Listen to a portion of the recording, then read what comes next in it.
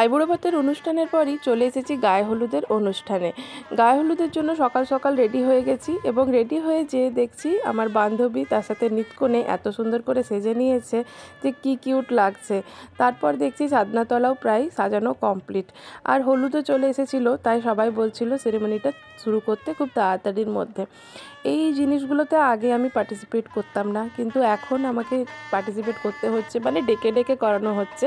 এটাতে একটু অড লাগছিলো অবশ্যই, কারণ আপনাকে এখন ম্যারিড লিস্টে ধরা হচ্ছে। অন্যান্য বান্ধবীগুলো বেশ মজা নিচ্ছিলো এই জিনিসটাকে নিয়ে। বললাম যে হ্যাঁ দাঁড়াও, তোমাদেরও খুব তাড়াতাড়ি পালা আসবে, দাঁড়াও। যাই হোক, তারপর আমিও একটু একটু করে হলুদ মাখিয়ে দিয়েছি। আর এখানে হচ্ছে অভিষিক্তা জিজু দিচ্ছিল ওকে হলুদ, আর একদমই মেকআপ আর্টিস্টের জন্য এত কম হলুদ মাখানো হচ্ছিল।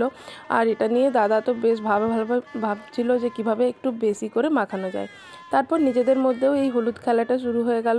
আর দেখুন কিভাবে মাখানো হচ্ছে, কিছু বলার আছে? বান্ধবীরা তো কোনোভাবেই ছাড়বে না, খুব ভালোভাবেই মাখিয়েছে হলুদ সবাইকে। আর তারপরে আমি আমার লুকটা লাস্ট অবধি দেখাচ্ছি।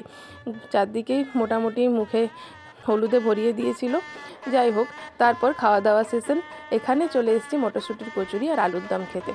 তারপরে খাওয়া দাওয়া কমপ্লিট করেই আমরা নাচানাচি কমপ্লিট করতে চলে এসেছি। নাচ তো ম্যান্ডেটারি, তাই না? বিয়েবাড়িতে একটু নাচানাচি হবে না তা কি হয়? আর দিদি এখানে একদম ট্রেন্ডিং পোজ নিয়ে নাচ করতে শুরু করে দিয়েছে। এটা অভিষিক্তার দিদি, মানে ছোটদি। আর তারপরে আমরা ভাবছিলাম যে আমরা আদৌ এই সেরেমনিটা আবার কবে এরকমভাবে আনন্দ করতে পারবো, তাই খুব ভালোভাবে মজা করছিলাম। আর নিত্যকনে তো পুরো ফুল মেজাজে নাচ করছিল। তারপরে ঠিক করছিলাম যে আমরা যাব জলসাইতে, আর অভিষিক্তা এর মধ্যে নান্নিমুখে বসে পড়বে। অভিষিক্তা নান্নিমুখ বসে যাওয়ার পরই আমরা চলে যাচ্ছিলাম জলসাইতে।